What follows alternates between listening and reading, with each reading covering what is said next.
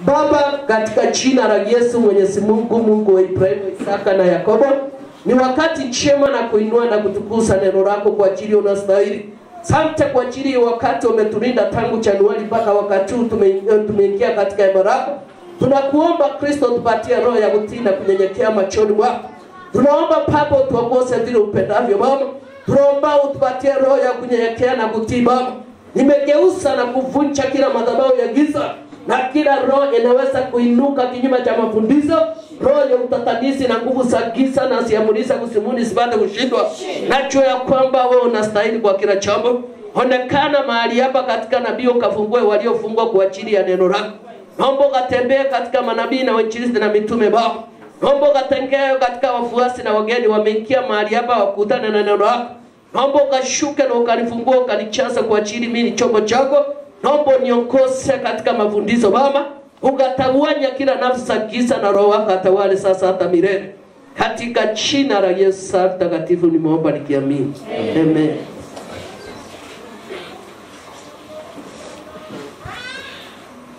Bwana Yesu apewe sifa.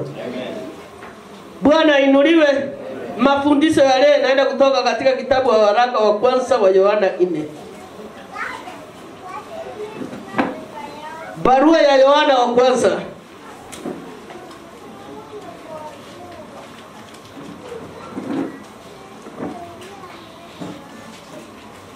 Chapter 4 kuanzia kwanza kuelekea chini.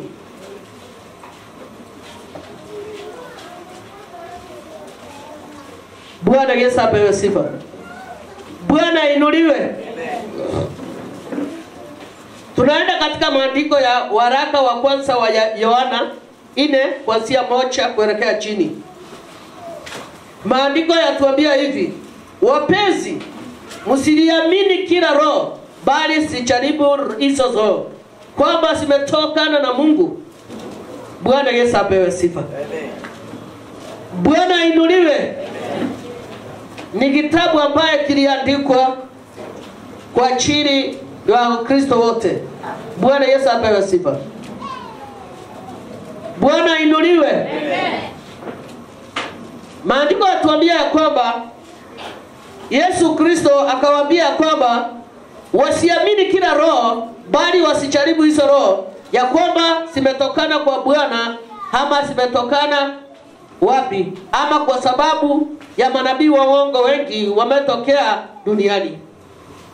Sio kila roho inayoweza kutabiri ukweli, kwa sababu kuna maroho sabalini. Hapo mwanzo tukiangalia katika kitabu ya Agano ya Kale yatuambia ya kwamba kuna wale walipokuwa wametumiwa na roho sabalini walikuwa wanatabiri katika nguvu za giza, na kuna wale wa roho ya Bwana wanaotabiri kupitia Roho Mtakatifu yenye Yesu Kristo alipotumwa hapa duniani. Wakati alienda akasema ya kwamba mtawaachilia huyu roho akue akiwatawala katika makanisa, na kwa wale wanaomcha na kumwamini katika roho yake na kweli. Bwana Yesu apewe sifa. Bwana inuliwe. Maandiko yatuambia kwamba wakahonywa, wakaambiwa msiamini kila roho, jaribuni kila roho mjue kwamba imetokana kwa Mungu ama imetokana katika manabii wa uongo. Manabii wa uongo ni kama waganga. Bwana Yesu apewe sifa. Bwana inuliwe. Lakini wakahonywa wakaambiwa, jua ya kwamba kuna manabii wa uongo wanaweza kutokea kati yenu ili kuwapoteza nyinyi. Bwana Yesu apewe sifa. Kwa hivyo kabla uchaamini ile roho ni roho aina gani inayoweza kuongea nayo, jaribu hiyo roho uone kama imetokea kwa Bwana. Bwana Yesu apewe sifa. Bwana inuliwe. Ni wakati unaojaribu kwa roho. Usione ndoto useme ya kwamba Bwana ameongea nami. Anaweza kuwa ndiye nataka kukupoteza. Kuna wale wanaokuja mbele ya wengine kama kiambazi. Inaweza kuwa kuna ndugu ama dada yenu mnapendana sana, lakini wakati yule aliye na chuki na wivu akiona analeta kiambazi mbele ya ndugu yako ama dadako, uone ni mbaya. Kuna hizo roho. Bwana Yesu apewe sifa. Kuna hizo roho. Hizo roho ni roho za kupomoa wale wa Kristo wanaoamini. Hizo roho ni zile zinazotafuta wafuasi wa Yesu na kuwaingiza katika njia za giza. Kwa hiyo ikiwa hizo roho zinatambua kuna upendo na fulani zinakuja na njia ili kupeana upendo wako kati yake na yule mnaopendana. Bwana Yesu apewe sifa. Bwana inuliwe. Amen.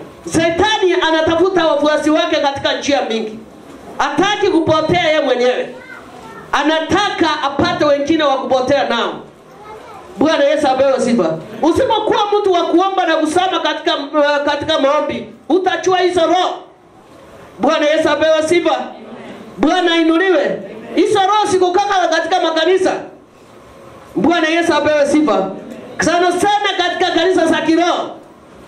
Asiwezi kuwa katika kanisa sio ya kiroho, kwa sababu anachua huko ni kwao wanatawala. Lakini katika kanisa za kiroho sinaingia mahali pale sikiona mnapendana na John, anakuambia wakati huu ninataka kuokoka lakini siko peke yangu, niko na John. Ameleta kiambasi mbele ya John. Umeona hizo roho?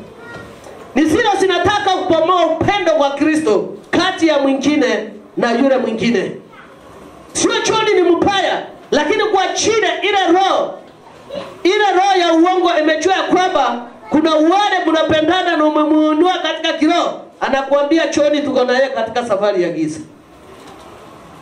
Sijui kama sisi wa Kristo tunaitambua. Bwana Yesu apewe sifa. John ametumwa kwake kwa ajili ya kuangaisa na kutenda hayo maovu. Ili anataka apomoe upendo kati yako na John. Tuko pamoja na nyinyi. Tuko pamoja. Kwa hiyo tuchunguze hiyo roho ni aina gani. Kuna roho Shetani ameweka ya wivu. Itaki ione wengine wanakaa pamoja. Inaenda kazi yake ni kusaliti na kuua na kumwaga damu. Haleluya. Amen. Bwana Yesu apewe sifa. Amen. Mkumbuka hapo mwanzoni niliwaambia ya kwamba kuna jehanamu na paradiso. Wakati Baba alipoumba ulimwengu, alijua kuna wakatili. Alijua kuna wale wema wanafuata njia zinazofaa kuelekea mbinguni. Lakini ikiwa wewe unaambiwa ni mtu usiyosika na kuomba sana, utakubali John ni mbaya, ili hali ni yule analeta hiyo roho ili kuwapomoa. Bwana Yesu apewe sifa. Bwana inuliwe. Tunaomba sana tujue kwamba ni roho gani ya haki na ukweli na ni roho gani inataka kuokoka. Kuna sila za kupomoa, za kuchanganya katika kanisa za kiroho ili kuona kila mtu ni mbaya, ili hali anataka wafuasi. Tuchunguze hizo roho. Mara mingi nasema yule rafiki ulio nayo ujue ni rafiki ya aina gani. Ni rafiki wa kuongoza katika sheria za Bwana ama ni rafiki kwa mahali pale kwa ajili ya kutaka kitu. Rafiki mwenye kuongoza ni vyema mtainuane katika kiroho. Lakini wakati wa rafiki wa kupoteza hawezi kuambia ukweli, kwa sababu yeye sio mwanuru, yeye ni wagiza. Yeye atataka kuchanganyisha akili. Uone hata ile ndoa uko nayo ni mbaya. Unaona hata huyo ndugu yako mnakaa karibu na yeye ni mbaya. Tuko pamoja. Bwana Yesu apewe sifa. Hii safari tulio nayo ni zito. Inatakikana kusama kwa maombi na kumuomba Bwana atembee. Bwana Yesu apewe sifa. Yeye atende ishara mbele yako ndio muamini ujue kwamba wewe ndio Mungu. Lakini wengi tumechoka katika kumuita Bwana. Nawaambia usichoke mpendo kumuita Bwana, kwa sababu Bwana yeye huja wakati ufao. Muite vile wana wa Israeli walimuita mpaka mwisho. Ibrahimu hakuchoka kumuita Bwana. Hayubu hakuchoka kumuita Bwana. Yeye alimuita mpaka mwisho. Heri yule anaokiri ukweli ya kusema maovu ni yangu ya sio mwingine, kuliko yule wa kukiri maovu yake na kuchanganya mwingine. Bwana Yesu apewe sifa. Bwana inuliwe. Tukae tukijua kwamba Bwana kutambua. Mara mingi nasema mimi nikiwa kwangu nyinyi ni kama video mbele yangu. Ukija mbele yangu na ndanganya, ukinichanganya mwingine naona anacheka tu. Nikicheka na malisa. Bwana Yesu apewe sifa. Ukiona roho inakutuma katika mtumishi wa Bwana kwenda kumdanganya, ujue kwamba umefika mwisho. Ujue kwamba umefika mwisho. Umetesa watu kule kazini, njiani, nyumbani na hata mahali unakaa. Sasa Bwana anataka kuleta karibu ndio kumaliza. Kwa hivyo sisi wapendwa, tusihangaika tukiona wale watendao maovu wakifanikiwa katika njia zao. Wachue wanazunguka hapa duniani, lakini mbinguni hakuna makao yao. Kwa sababu wamefika, wataenda wapi? Wako mahali pale kwa ajili ya kitu, wako mahali pale wakili wakunasa kondoza Bwana, wako katika ile rango, hawataki kutoka wala kuingia. Wako mahali pale kutafuta kitu. Bwana wakati unainama chini na kumuita, uchunguza roho yako. Heri wale wameamini na kukiri na kuacha maovu, kuliko wale wanaakili lakini wako na basia mbele yao. Chua kwamba ukiinama ukikiri, umekiri mbele ya Bwana akiwa katika kiti yake enzi na malaika wa Bwana na mbele ya mitume. Bwana Yesu apewe sifa. Amen. Bwana inuliwe. Amen. Tusije tukapate wakati wa kumtafuta huyo Yesu, tupate wakati mwizi. Hile dakika ulio nayo wacha kuiharibu. Wacha kutenda yaliyo maovu. Mrudie Bwana umwambie kwamba mimi ni muasi. Mimi nataka njia zangu zikuwe za haki na ukweli. Machoni mwako nataka nitende yaliyo mema. Wacha kuharibu wakati kwenda kule na kule kumpapasa huyu Yesu Kristo. Walio wa Mungu wamepiwa muone. Bwana Yesu apewe sifa. Bwana inuliwe. Amen. Hata ukikimbizana nao uwezi ukawafikia, unaharibu wakati. Walio wa Mungu wamepiwa muhuri. Wako mahali pale watimize neno la Bwana. Lile neno Yesu Kristo aliacha, waliendesha mpaka walimalize. Kwa hivyo ni sisi tujue tunatoka wapi, tunaelekea wapi. Wakristo watambue wako wapi. Na wakati walipoamua kumfuata huyo Kristo, uliamua na sababu gani? Bwana Yesu apewe sifa. Bwana inuliwe. Tufundishe watoto njia na wataisahau katika maisha yao.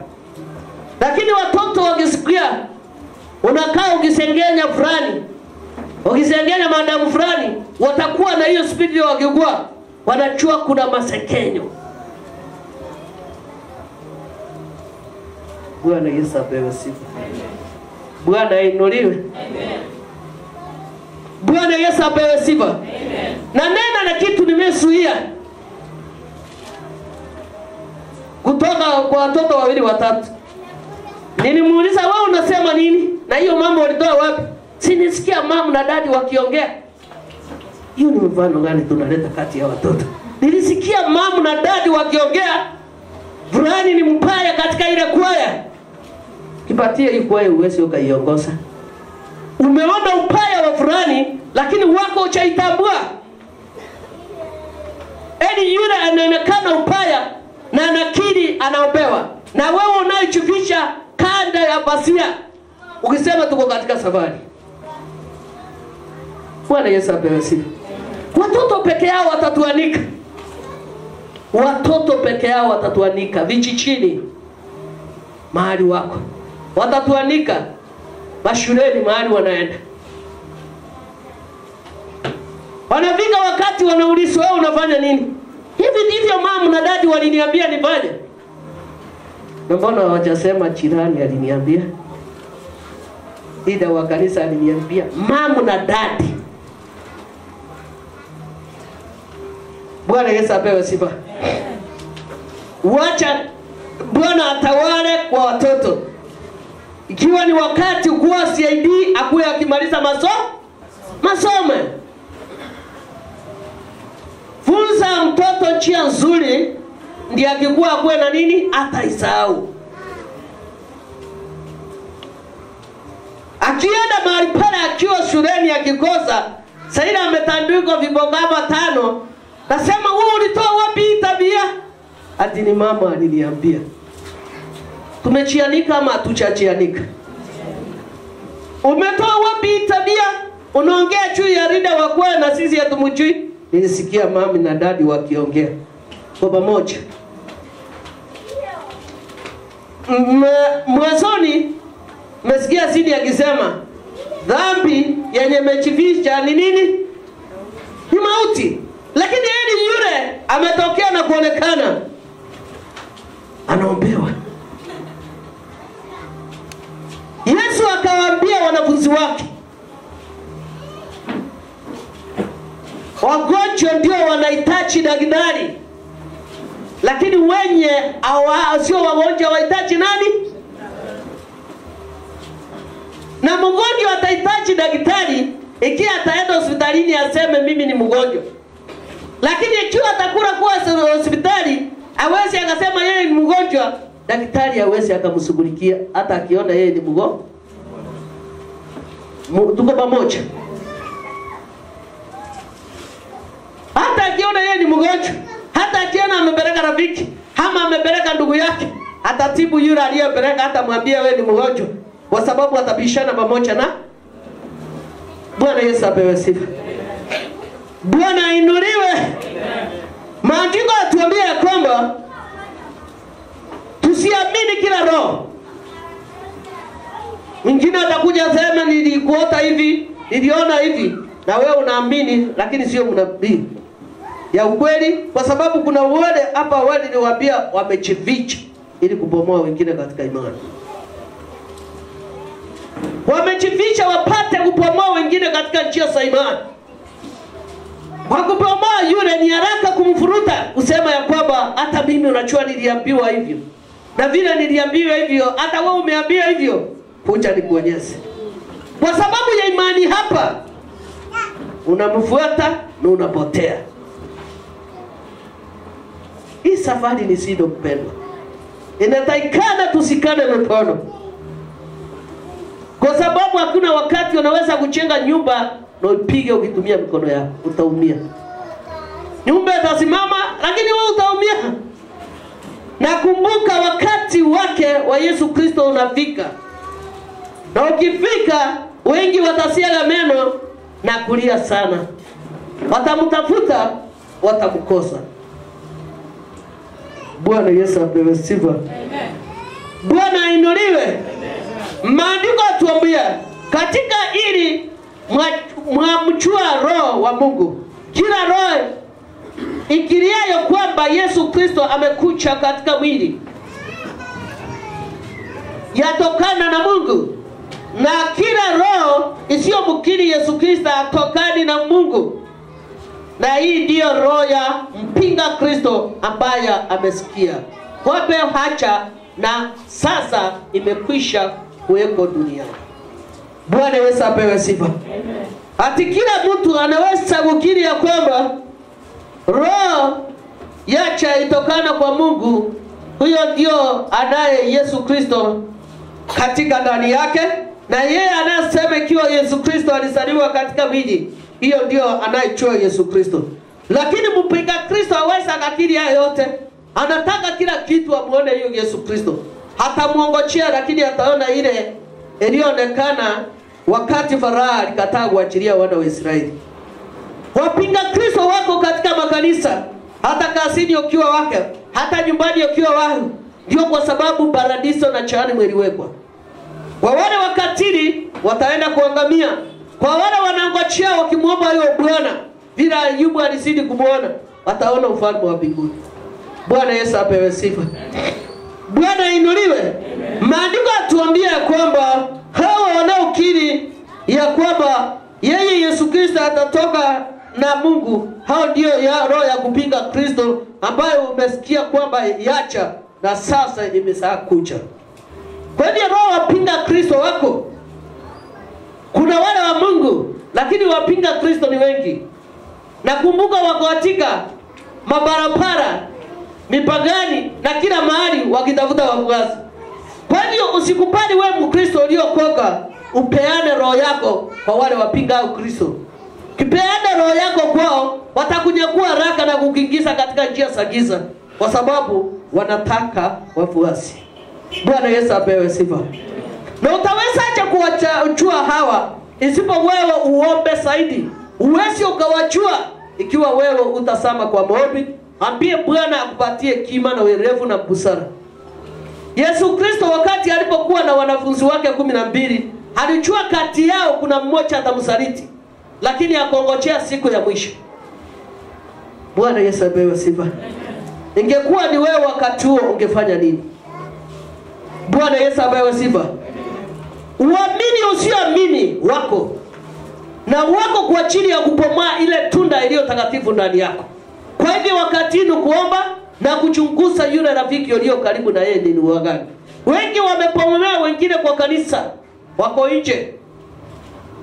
Wengi wamesimama katika lango wakisema ya kwamba Yesu wako, lakini hawatendi mapenzi yake.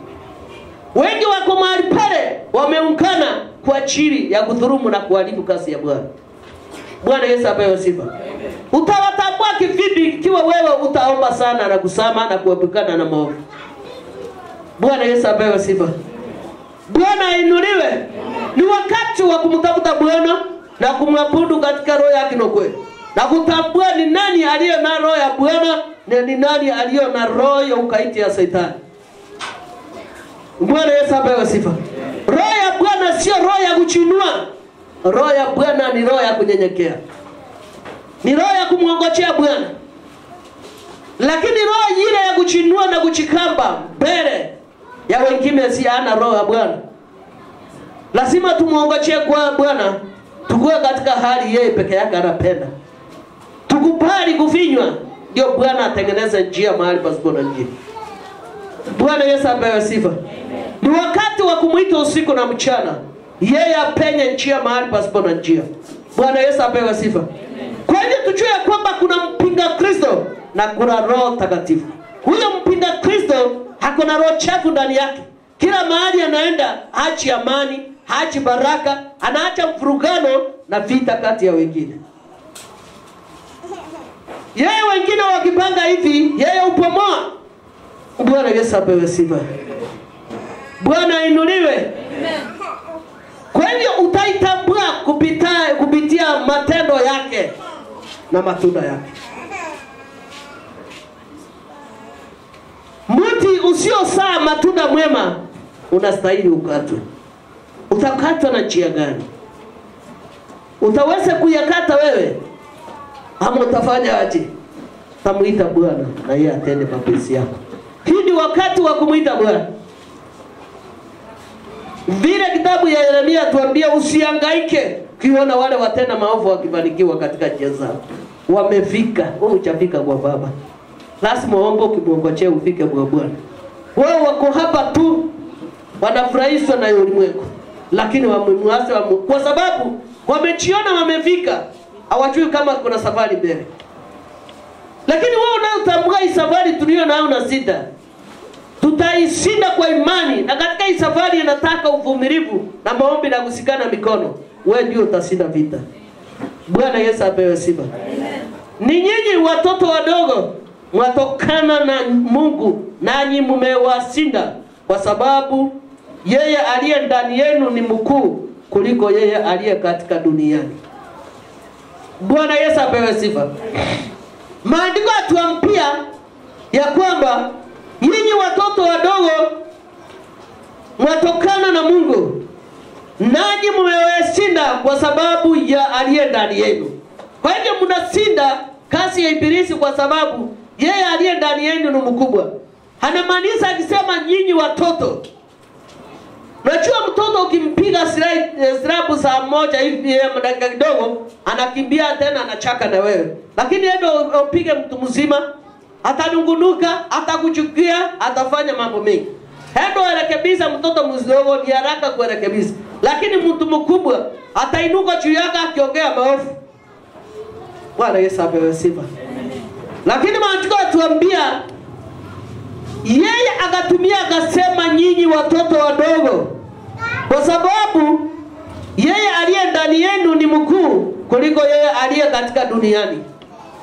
Kwa hivyo kwa Mkristo wote yeyote anayeamini na kumwabudu huyu Yesu katika roho yake na kweli, Yesu aliye ndani yake ni mkubwa katika yule aliye katika ulimwengu. Kwa sababu Shetani anamaliza mwili, lakini katika kiroho unasimama imara. Bwana Yesu apewe sifa. Nilikuwa na rafiki mmoja mwaka 97. Yeye alikuwa anaomba usiku na mchana, ukimuona unafikiri ya kwamba hajawahi kula. Lakini ananiambia Esther, mimi nakaa na magoti yangu. Hata ukiangalia sana mtu anaomba, mtu mpaka sana muangalia hapa. Hapa kuko braki. Ni uongo ama ni ukweli?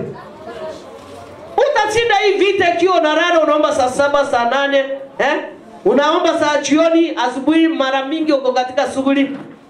Wewe Shetani akitaka kukunyakua pamoja na nyumba yako ni rahisi. Yeye usama kila wakati. Hata ikiwa ni duka aliyo nayo ufunga.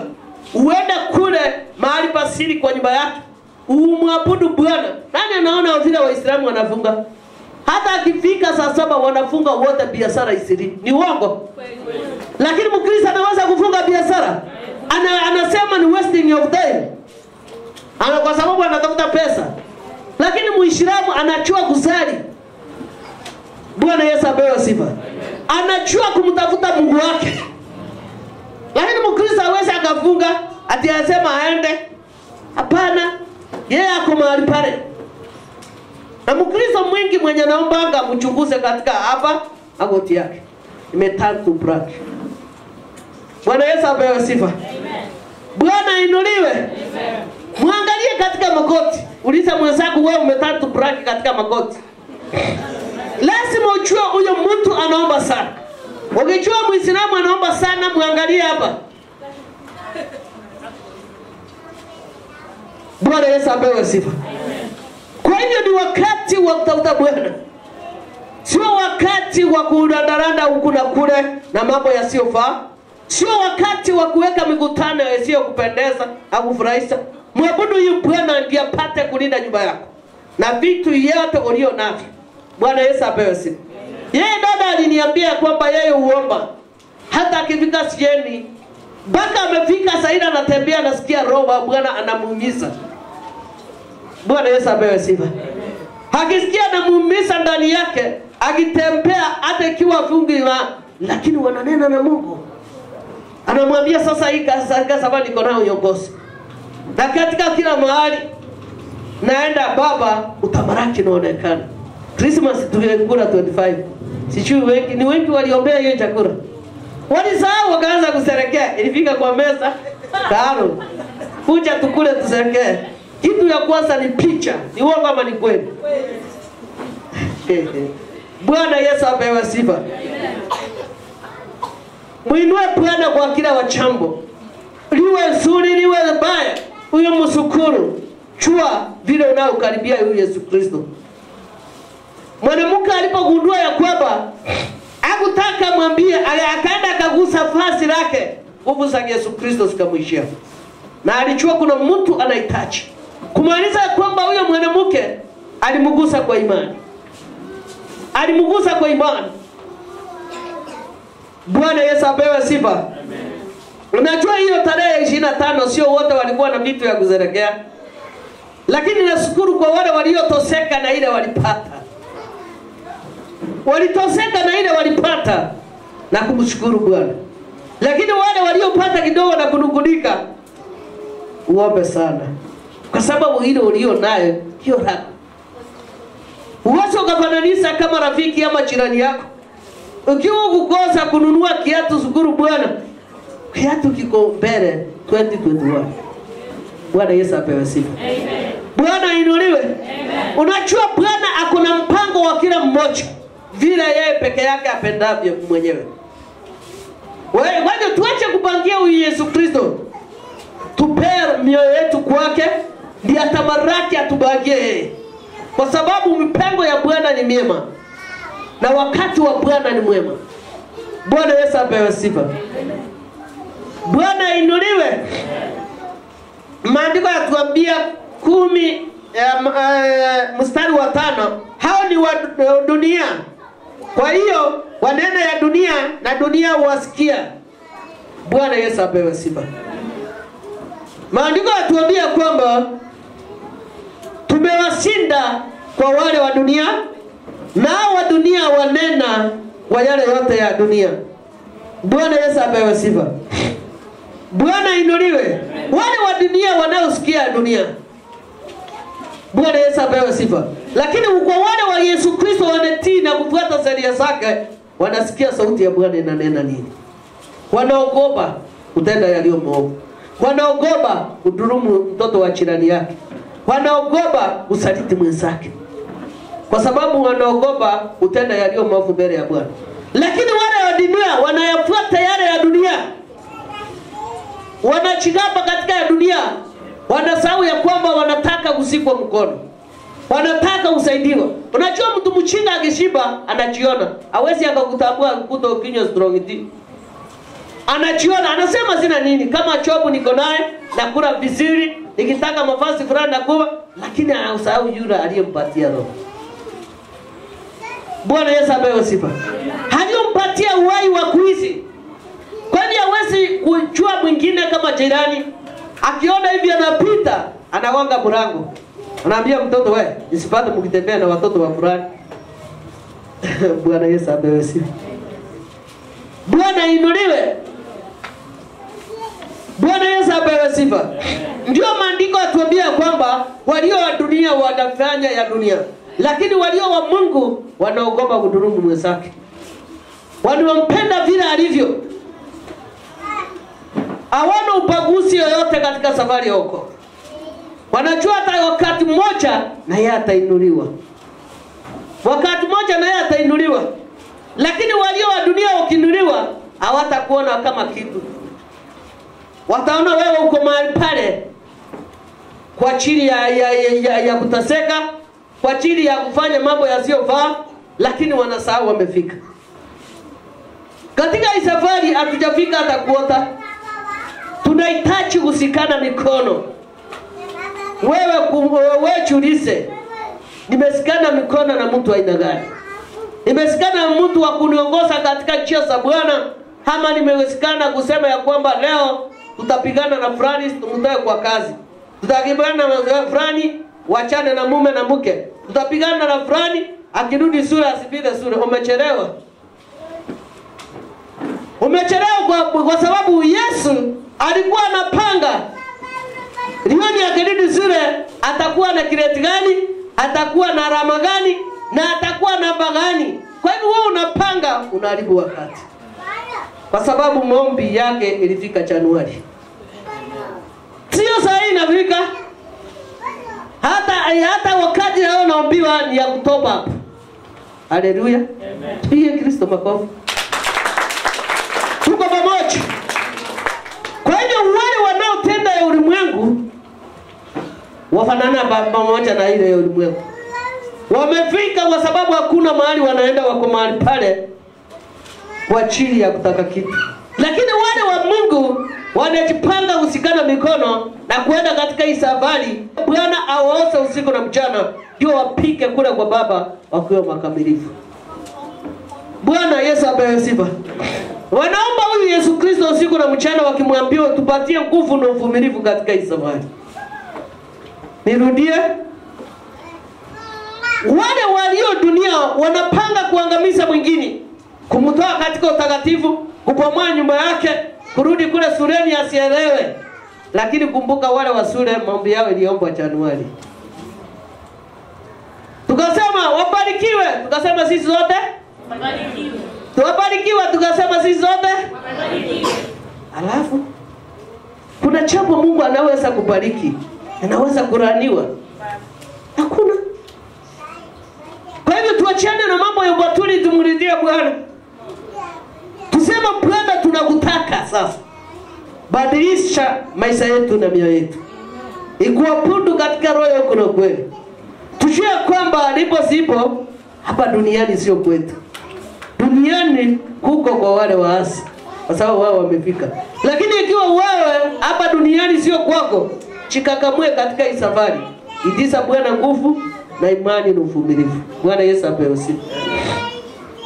Maandiko yaniambia 6, sisi tuatokana na Mungu. Yeye amchuaye Mungu atusikiae. Yeye asiyotokana na Mungu atusikii. Katika hili tuachua roho wa kweli na roho ya upotevu. Bwana Yesu apewe sifa. Bwana inuliwe.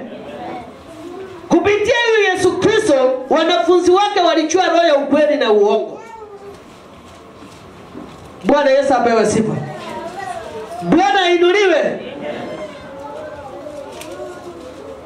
Maandiko yanene kaambia kwamba kupitia yeye wanachua wale wasio wa Mungu,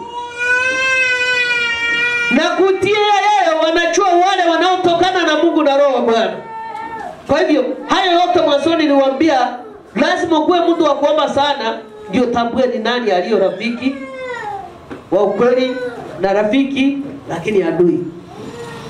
Akija akipata unakaa vizuri, anatafuta njia ya kubomoa hiyo nyumba yako. Bwana Yesu apewe sifa.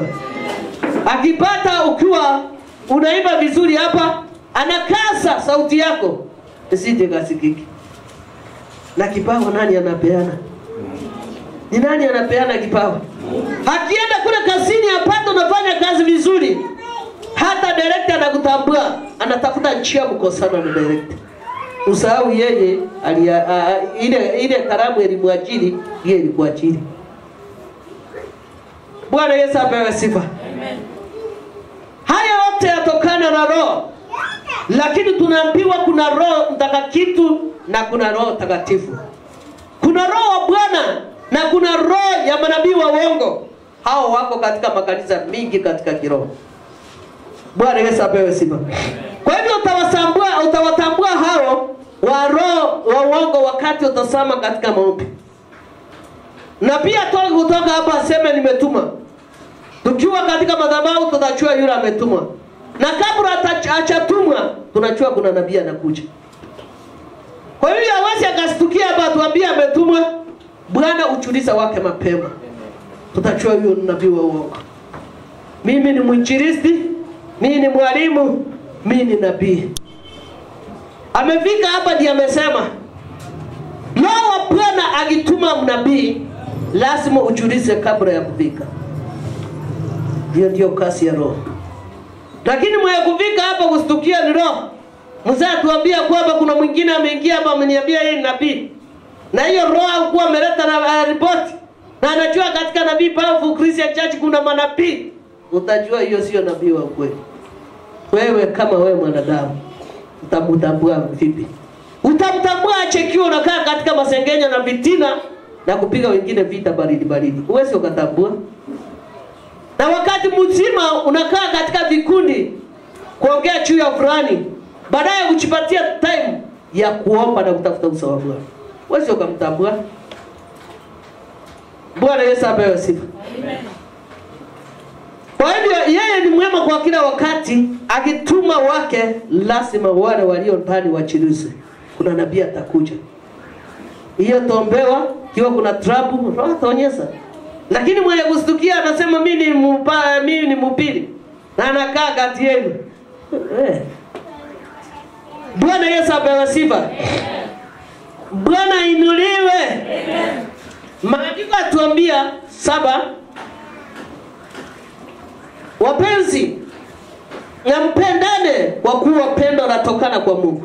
Na kila apendaye amesaliwa na Mungu, naye amchuaye Mungu. Yeye asiyependa hakuchua Mungu, kwa maana Mungu ni upendo.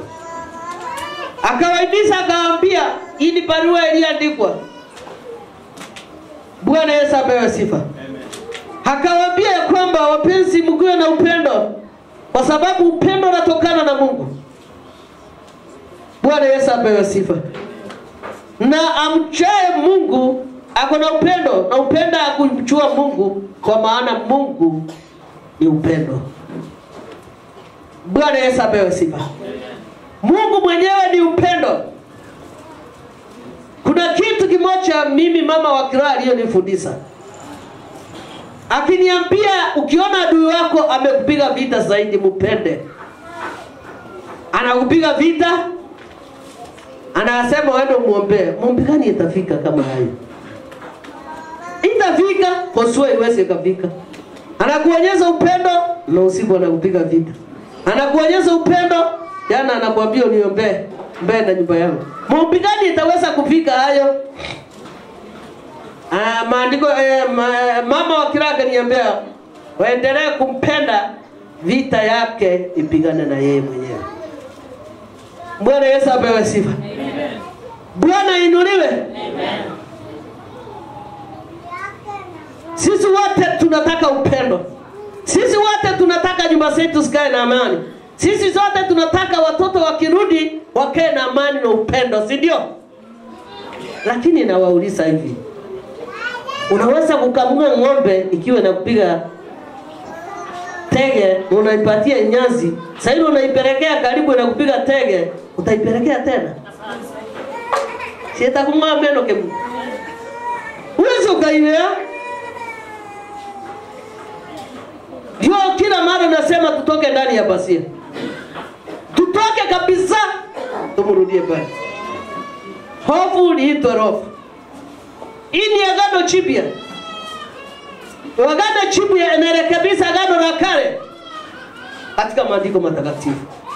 Na lazima tufuate mwongozo wa huyu Yesu Kristo. Alisema kweli alikuwa na upendo. Na yeye aliye na upendo akona mwana ndani yake, na lazima atimize upendo. Tutazidi kuonyeshana upendo wake wa mwisho wa dunia. Lakini unaweza kula chunga yenye limeoza. Nani anaweza kula chunga limeoza? Hakuna mtu anapenda kula chunga limeoza. Hakuna mtu anaweza kula sahani umbwa imetabikia. Hata wale waliofanya matapiko ya giza walilaniwa. Ukitaka kula vyema lazima usafishe hiyo sahani. Ukisafisha hiyo sahani lazima uikamue vyema, hiyo sabuni isinuke lakini wakati umetoka. Wakati sabuni umeosa ikauke vizuri, itokane na hiyo harufu ya sabuni, ndio weke chakula. Utaweka na kuosa sabuni yuko naweka ndani, unaanza kukula haraka haraka, utaitwa muravi kama huu. Humbwa ndiye nakula na inatabika chuu, kwa sababu ichali yale matabiko yake. Na wale waasi wanafananishwa kama umbwa. Wale wapinga Kristo wanafananishwa kama umbwa. Kwa sababu wako mahali pale hawatui wanaenda wapi, wanaelekea wapi. Wako mahali pale wanasema asifiwe Bwana Yesu, asifiwe Bwana. Lakini hawajui yule Bwana wanaosifu ni Bwana aina gani. Yeye anataka utakatifu na kusangatia sheria zake na mienendo yake. Wako mahali pale kwa ajili ya kuwafurahisha watu wa ulimwengu. Bwana Yesu apewe sifa. Nebukadneza alikataliwa mfalme, na alikuwa mfalme wa nchi. Bwana, hata Sauli wakati alijua ya kwamba Daudi alikuwa anaenda kuwa kiongozi, alifanya nini? Lakini hakumuweza. Hivyo ndivyo wakati wa siku hizi. Tusisha kuwa kama umbwa, tunakula na tunatabikia ile sahani. Na manisache nini nikiomba hivi? Tunasema tuombewe baraka. Na ile baraka uchue gharama yake ni nini? Ichue ile baraka inataka utakatifu. Uchue ile baraka itaki janganya. Lakini wewe unaitiza baraka kwa sababu umefika. Bwana Yesu apewe sifa. Waasi wanafananishwa kama umbwa. Ukura na utabika chui ya sahani. Unajua umbwa ya chui ya kwamba kesho itahitaji hiyo sahani. Bwana Yesu apewe sifa. Bwana inuliwe. Tusione dhambi hapa, tusahau mahali tumetoka. Anayekubali kurekebishwa ndio mwana wa Mungu. Tutoke kwa basia. Tutoke kula kwa basia, kwa sababu mahali pale kuna magugu. Hata miti chai ukiwa katika mahali pale, uende na chembe, unaibalidio unataka kesho yako uchune vizuri, upate kilo mingi. Ukifika mahali pale sasa hiyo unaibalidia, unapata magugu. Unasema sasa hii magugu karo taikata kesho utamaliza kwa sababu nimechoka. Ndaenda kesho kara nalima na maliza. anaiacha. Na kesho anasema nimefika hapa nimechoka bishop. Kesho utafanya nini? Tamaliza. Itakula hiyo chai. Utapata nini? Itakula hiyo chai, utawekea mbolea. Ile magugu ndio itatoka, lakini hiyo chai. Kwa sababu ile mbolea ni kuitia nguvu. Huko itoa mwanzoni, lakini ulitaka upate mavuno yale hukujiandalia kupata. Bwana Yesu apewe sifa. Amen. Lazima uprani ndio ndiposa upate chai, miti chai ya kuchuna vizuri. Ukiprani lazima ungoe ile magugu katika ile mti chai, ndio kesho ukiweka mbolea magugu itatoka, miti chai itatoka. Ndio naona ya kwamba aliambia wanafunzi wake, wacha magugu na nkane ikae pamoja, lakini itafika wakati wake. Tutafakari hayo Yesu Kristo alinena katika Agano Jipya na Agano la Kale. Inafaa sisi wa Kristo tutende mambo gani mbele yake? Na hii mbele yake tunamngojea huyu Yesu Kristo tuonyeshane upendo.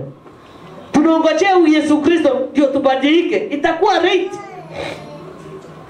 Bwana Yesu apewe sifa. Bwana inuliwe. Wapinga Kristo ni wapinga aina gani? Ni wale wanaopinga kwaya isiendelee, wanaopinga akimtasiamuka akuje kuridi kwaya, lakini akipewa hiyo gasi ya Yesu anapinga tu. Wakupinga mtoto fulani asimama na kuimba hararo usingizi mzito, na yeye akipewa yule wake hawezi akaimba. Kwa sababu nyimbo zinataikana mingi, wake hawezi akazilikuwa zote akaimba. Bwana Yesu apewe sifa. Lakini roho wao Bwana anataka amani na umoja na upendo. Anaenda naambia angemtolea nimeota ya kwamba nikuletee wimbo fulani wafundi. Sio kuota, tunapanga watu wa kiroho. We have to plan, sio kuota. Kuota mtu akija kuambia hivi mkatasi. Hakuna mtu anaota, lazima apange. Wanafunzi napenda kuambia katika mtihani wako ukitaka kufaulu sio ndoto. Lazima upange vile unaenda kufanya nini? Sio kuomba bila kusoma. Nilikwambia naenda kukuombea, lazima na wewe unionyeshe unataka kuombewa. Bwana Yesu apewe sifa. Sasa nainua macho yangu juu mbinguni nikiita Baba, naona uko tayari kuombewa, sio kupiga wengine vita. Naona uko tayari kuombewa, lakini material zinaongoza na kuambia leo chukua hii material kaenda ukamaliza masomo yako. Naona mtu ako ready, ameplan, amepanga, lakini sio ndoto. Chukua hii niliota usiku, uwafundishe wengine. Ndoto haina gani hiyo? Kumbe unataka kumkoribishi atoe katika kuwa leader. Tuko pamoja. Tuko pamoja. Kumbe unataka kupiga ile vita. Ulisema leo niliona nikununulie fruit, nikuletee kazini. Ndio tusee. Kumbe hakuna kusea hapo kimtu. Unataka kutoka kwa kazi. Na hiyo nafasi yako ataipata. Na hiyo nafasi yako hawezi akaipata akuja afanye kazi. Kwa sababu ako na mikono ngapi? Inafaa ile yao peke yake ako nayo. Bwana Yesu apewe sifa. Kwa hivyo kwa kila jambo uenda na mpangilio. Na Mungu wetu ni Mungu wa mpangilio, ndio kwa sababu alituma mtoto wake wa pekee kwa ajili ya dhambi yangu na yako. Kwa hivyo lazima tukubali kutenda yaliyo mema. Kwa sababu Yesu Kristo hakuja kudhulumu makanisa, hakuja kudhulumu wanadamu, alikuja kuokoa. Yesu Kristo wakati walikula na wazi alisema wenye wako sawa wahitaji madaktari, lakini wale walio wagonjwa ndio wanahitaji madaktari. Lakini yule mgonjwa hataki kutibiwa, kama alipale kwa ajili ya wakati. Lazima tukubaliane. Yaliyo mema lazima inuliwe. Yaliyo mabaya lazima tuyakemee. Wakati waliona ubatizo wa Yesu, walikaribia wote Masadukayo, Mafarisayo wakataka wabatizwe. Lakini mwenye kuwabatiza alifanya nini? Aliwakemea. Ukikemewa, ikiwa uko sawa kubali, ndio pate kubadilika. Bwana Yesu apewe sifa. Lakini wetu wengi hatukubali. Tunaanza vita yako ni kidogo. Bwana Yesu apewe sifa. Bwana inuliwe. Amen. Katika hili pendo la Mungu ilionekana kwetu kwamba Mungu amemtuma mwanae pekee ulimwenguni ili tupate uzima kwa yeye. Mungu pekee kwa ajili ya upendo alimtuma mwanae. Kama angekuwa na upendo angemtuma mwanae. Kila kitu ukuja wakati wake na ukuja wakati ufao. Bwana Yesu apewe sifa. Bwana inuliwe.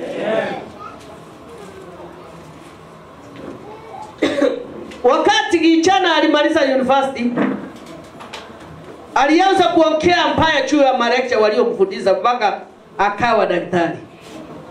Akasema ni watu wachinga warevi.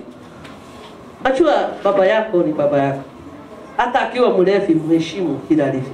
Si ndio? Patie heshima yake. Mama yako ni mama yako. Akiwa mchawi mheshimu, tenda yaliyo yake lakini usifuate njia za unishike vyema. Baba yako ni baba yako. Akuwe mrevi, akiwa mtu wa kusurura, mpendo vile alivyo. Lakini usifuate njia za mama yako akiwa mrevi, akiwa msarati ni mama yako. Upende vile alivyo, lakini usifuate njia za ndugu. Kijana wakati alipomaliza university akuona aligaini yale mafundisho kutoka kwa yule lecturer alikuwa mlevi msharati. Alianza kuongea maovu, akijiona amefika amemaliza. Amepewa tuko pamoja. Alikaa mahali pale akisema ya kwamba mimi ni masomo yangu. Nimefika mahali nimefika. Na hakuna kitu anaweza kuandibia sasa ni kutoka. Bwana Yesu apewe sifa. Bwana inuliwe. Amen. Jamaa alipofika kule nje akasurura miaka 15 bila kazi ya udaktari. Bwana Yesu apewe sifa. Alizunguka kwa manabii akisema nimeroga. Kumbe yeye alijiroga wakati alizotoka mahali pa. Kwa sababu aliendelea kuongea maovu juu ya yule. Na yeye ndiye alimfanya akapata ile cheti. Kwani mwanafunzi mnaenda mnajifunza ni nyinyi wenyewe.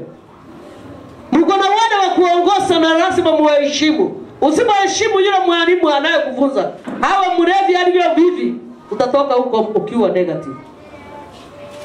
Enda kwa utapasi, lakini utatafuta kazi ukose. Bwana Yesu apewe sifa. Yule alitoka kule university akiwa amechigamba. Alisahau ya kwamba yule mlevi hakuwa anaingia mahali pale akiwa mlevi, alikuwa amemzoea. Ile wengi wamemzoea watumishi wa Bwana. Akaenda akiongea maovu juu ya yule lecturer, lakini aliteseka mpaka kufa. Bwana Yesu apewe sifa. Mimi nawahimiza wanafunzi nyinyi wote, wacha kuwa kurubukurubu ukisema fulani mwalimu ni mbaya. Wacha kuwa vile unasema huyu ni mbaya ama unangojea unamaliza ndio mtuzi uongee mbaya juu yake. Utajirani na ulimi wako. Kwa sababu kila utatoka nayo mahali huko ni kwa ajili ya huyo mlevi, ni kwa ajili ya huyo unaongea mbaya juu yake. Ukitaka baraka, ambia Mungu akunyamazishe kuongea. Angibia Mungu akunyamazishe kuongea. Tuko pamoja wanafunzi? Tuko pamoja wanafunzi? Ndio. Ambia Mungu akunyamazishe kunena yaliyo maovu juu ya mkubwa wako, juu ya walimu wako, juu ya mtumishi wa Bwana. Kwa sababu utapata kasi. Bwana Yesu apewe sifa. Kwa hivyo hata ile cheti ukipata kile tiani, sema ni asante mwalimu fulani aliyenifanya. Bwana Yesu apewe sifa. Nakumbuka mwalimu mmoja alikuwa anasomesa GHC. Siku hiyo mnaita socio, si ndio? nilikuwa nawekwa chini. Anasema ukikosa alama 10 ni viboko 10. Ukikosa alama moja usipopata 90 ni hiyo ya chini ya mesa. Lakini nampenda sana, nikamwombea. Nimesikia alizisaini, yeye ni mhubiri. Yeye Yesu makofi.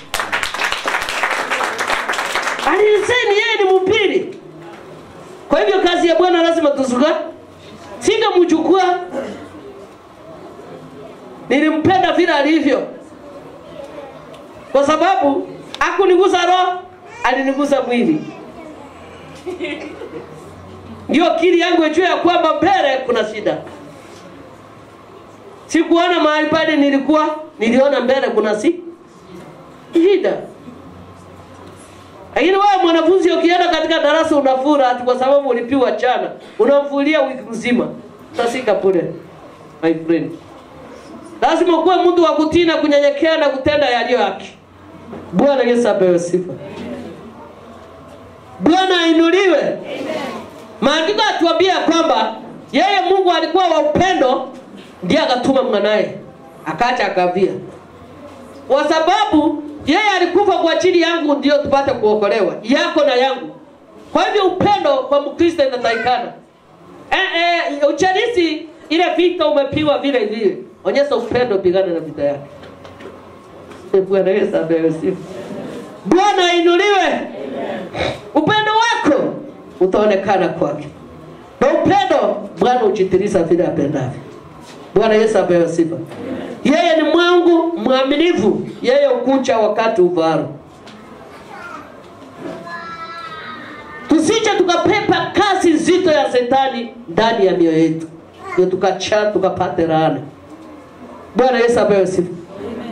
Wewe fikiria hii mwaka mzima umefanya kazi gani mbele ya Bwana? Anaweza kukuongezea neema na baraka. Anaweza kukuongezea njia zako. Ni nini umefurahisha? Wale waliomfurahisha ni wale walio na neno ndani yao na kutenda yaliyo. Na wale wakiamuka asubuhi na mapema Qur'ani wengine ajali kwa barabara. Washindwe kabisa na Mungu aingie ndani yao wapatrice. Bwana Yesu apewe sifa. Bwana ainuliwe. Na wale wanaamuka asubuhi na mapema wanakaa vile walisaliwa uchi. Wanarani na wanakuja wanapiga magoti wanasema senior ngombe. Wanataka nini? Wanataka baraka. Wanafunzi wanataka nini? Kuna baraka? Hakuna baraka. Mimi nasikia ni mmoja tu anaongea. Kwani wanafunzi Yesu yawaka? Wanataka baraka. Acha hiyo mchezo ni kidogo. Fanya yaliyo mema uhesabiwe kuwa mwenye haki katika ibada ya Bwana. Bwana Yesu apewe sifa. Hakuna jambo lililosificha mbele ya Bwana. Kwa Mungu asubuhi ukilaani chometi wenzako ya kwamba wasifike kazini wafanye kazi. Hiyo kazi ukipewa uweze ukamaliza.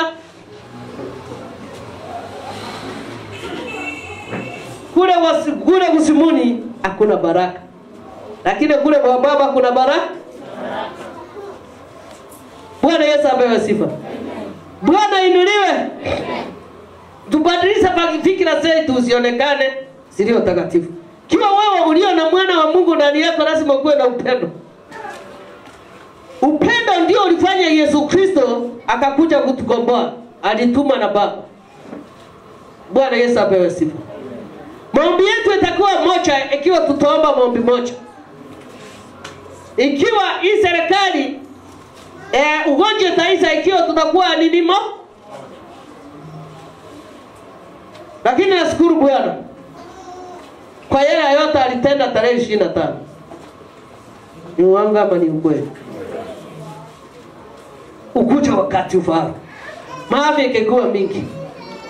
Lakini Mungu alifanya nini? Alizikiria uhai wa watu. Na tunaomba tufika na njia nzuri. Kule uzimuni hakuna baraka.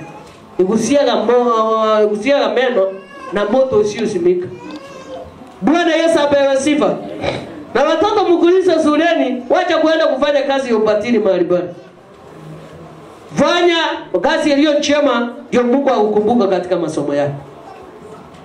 Kiungana na unachua shule inatoka na watu different. Ukidana mwingine asiokuambia juu ya masomo, jitenge naye. Lakini utamchuaje ikiwa wewe umwabudu Bwana katika roho yake na kweli? Uwezi ukamchua ikiwa imani na tumaini yako iko kwa Bwana. Utamchua ikiwa wewe ni wa kuomba na kusoma Biblia usiku na mchana, usema nikitenda hii maovu itakuwa mbaya. Kuna maombi tena kuomba ya nguvu wakati nafunga mwaka. Bwana Yesu apewe sifa. Amen. Tukienda kufunga mwaka kuna maombi ya nguvu. Ikiwa uko na rako kabla hujarudi shule kuimalizia hapa. Muombe sana msije mkaona sinema. Januari ikifika watoto wakirudi shule. Tufanye nini? Turekebishe saa hii. Kwa sababu maombi yanakuja, Roho Mtakatifu anatuma ya nguvu kwa sababu amekasirika. Bwana Yesu apewe sifa. Amen. Tusije tukasikiria kila kitu ati ni fulani mbaya na wewe uko kwa basia. Maombi ni nguvu. Ya nguvu. Itasafisha kila mazuri. Sio shule, kila masure. Tuseme kila masure. Kila masure. Bwana Yesu apewe sifa. Amen. Shetani walipopishana na Mungu wetu kule mbinguni, alishinda. Hata sasa atashinda. Aliruhusu wapi? Hapa. Na wakati ataenda kushinda. Ni wakati wa kusema watoto katika nabii wote wanaenda kufanya form 4, wanaenda kusali standard 8, wapite in the name of Jesus.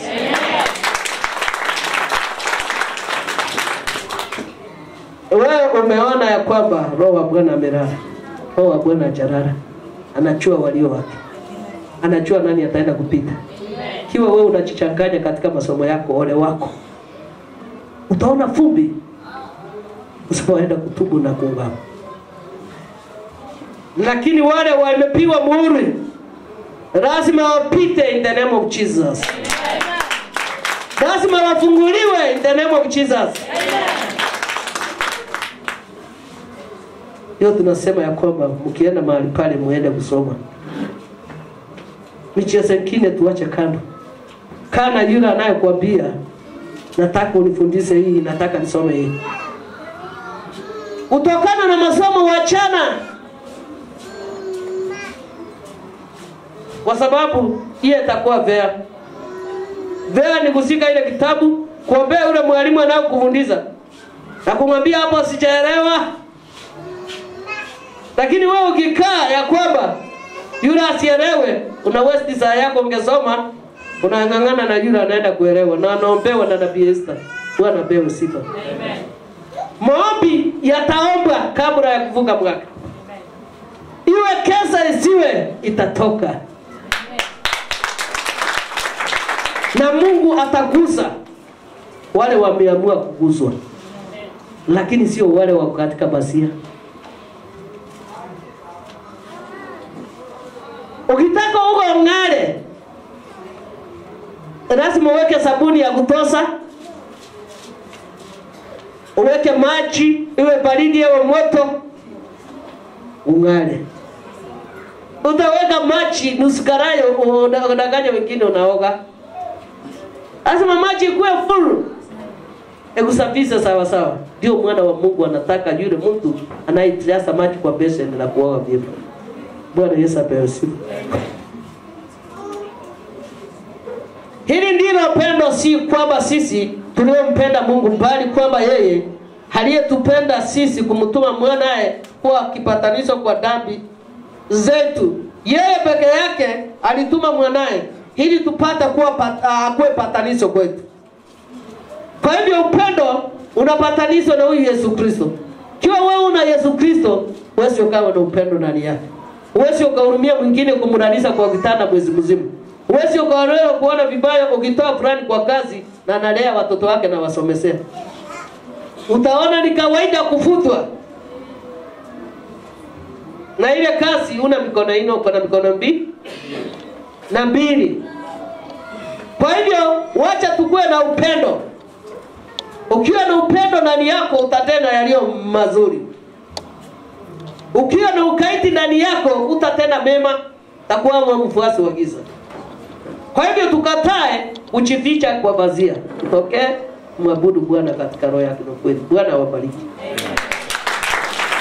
My name is Emiko Sigi from Nabii Powerful Christian Church. I have a memory verse. Matthew chapter 2 verse 1. It says, how when Jesus was born in Bethlehem of Judea, in the days of Herod the king, behold, wise men from the east come to Jerusalem, saying, where is he who has been born King of Jews? Thank you. My name is Leon Mecha and I have a memory verse. Proverbs chapter 23 verse 10. It says, never move an old boundary mark or take the land owned by orphans. The Lord is their powerful defender and he will argue their case against you. Thank you and welcome. My name is Benjamin Isa from Nabii Powerful Christian Church. I have a memory verse. My memory verse comes from the book of Matthew chapter 3 verse 1 to 3. It says, in those days there was John the Baptist preaching in the wilderness of Judea. Repent, for the kingdom of heaven is at your hands.